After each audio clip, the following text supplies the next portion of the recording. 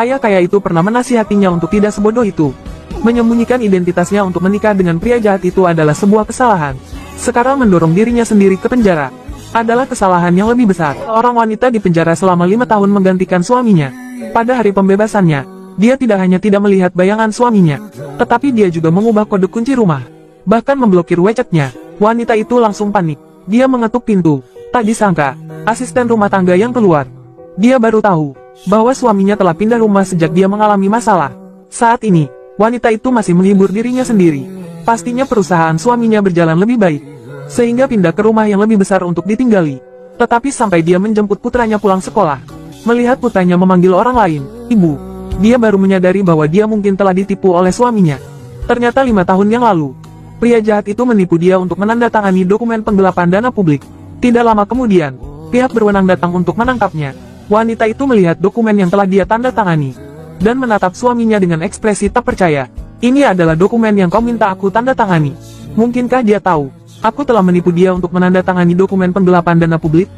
"Chen-si, pasti kau telah difitnah. Dan kau juga tahu mimpiku baru saja dimulai. Sekarang aku tidak bisa masuk ke sana. Jadi, tolong tanggung jawabku dulu.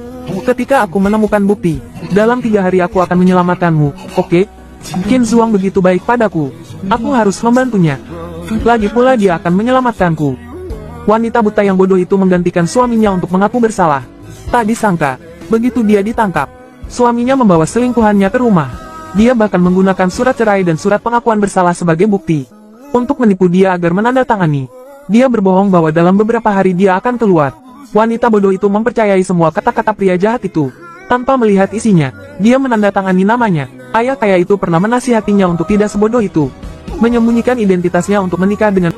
Namun, ketika dia menandatangani surat pengakuan bersalah yang diberikan pria jahat itu berarti dia tidak bisa kembali lagi. Dia telah dipenjara secara salah selama 5 tahun. Pada hari pembebasannya, dia juga tidak melihat suaminya menjemputnya. Itulah sebabnya adegan pembuka terjadi. Ketika dia melihat putranya memanggil orang lain, "Ibu," dia masih menghibur dirinya sendiri. Saat itu putranya baru berusia 4 tahun. Sekarang sudah 5 tahun berlalu. Wajar jika putranya tidak mengenalinya. Dia masih percaya suaminya setia, dan berpikir bahwa di pesta ulang tahun putranya besok, dia akan muncul sebagai pewaris keluarga Su, memberi mereka kejutan. Tak disangka, "Su Chen-si, kenapa kau di sini?" "Qin Zuang, kau baru saja bilang kau akan bertunangan dengan Zhao Lan. Lalu bagaimana denganku?" "Su Chen-si, sadarlah. Kita sudah bercerai." "Bercerai? Bagaimana mungkin? Bagaimana aku bisa tidak tahu tentang ini? Kau membohongiku, kan?" "Membohongimu? Lalu apa ini?" Sampai saat ini, wanita itu baru tahu. Pria jahat itu telah memanfaatkannya. Pantas saja selama 5 tahun dia tidak pernah mengunjunginya. Bahkan dia tidak tahu tentang kepindahannya. Ternyata dia sudah lama bercerai. Saat ini, pria jahat itu dengan tidak tahu malu menasihati wanita itu untuk berpisah. "Jangan mengganggunya lagi." "Mengganggu? Bagaimana kau bisa mengatakan itu?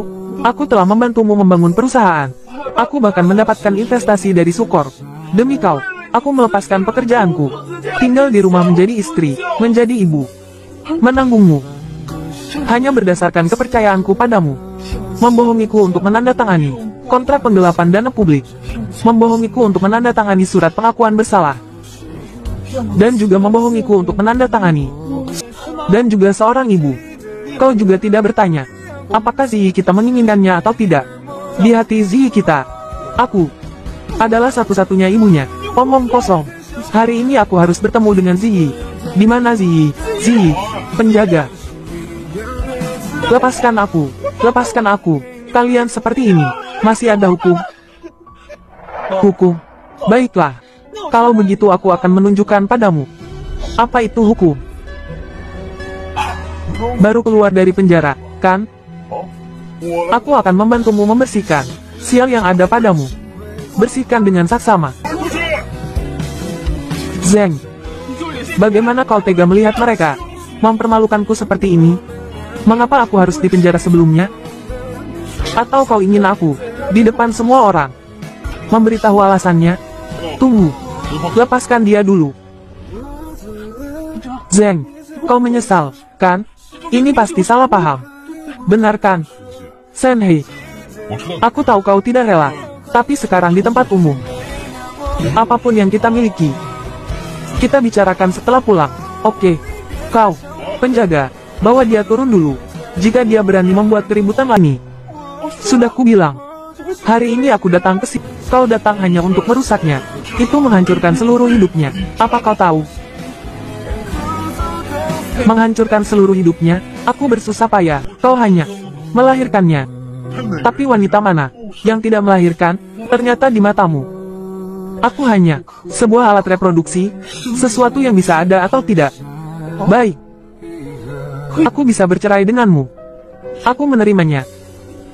Tapi Ziyi adalah anak yang aku lahirkan dengan susah payah. Aku tidak bisa memberikannya padamu.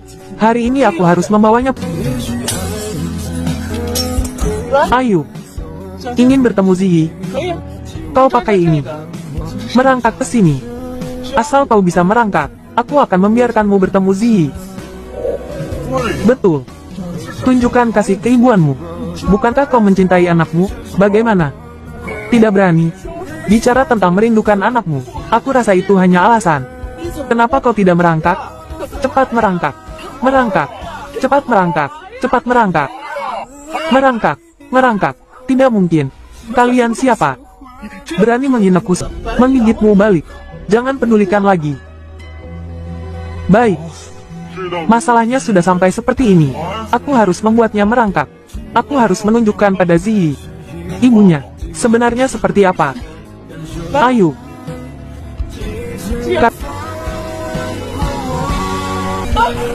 Sui Chenyi, kau sudah memikirkannya dengan matang, kan?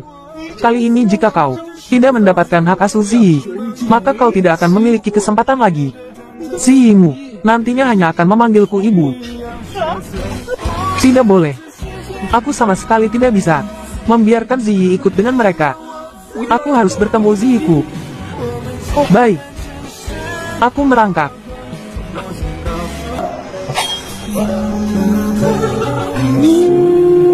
Ziyi baru saja berharap apa? Aku paling sayang ibu. Qinzheng. Aku sudah selesai merangkak. Bisakah aku bertemu putraku? Sui Chenyi ini. Tak disangka kau benar-benar merangkak. Sebelumnya, jika kau berbicara denganku dengan benar, maka aku akan mengizinkanmu bertemu dengannya. Jangan berpura-pura lagi. Aku padamu sejak lama, sudah tidak memiliki rasa sayang lagi. Sekarang aku hanya menginginkan putraku. Ziyi, tak ulang tahun Ziyi. Sudah kau buat jadi seperti apa ini?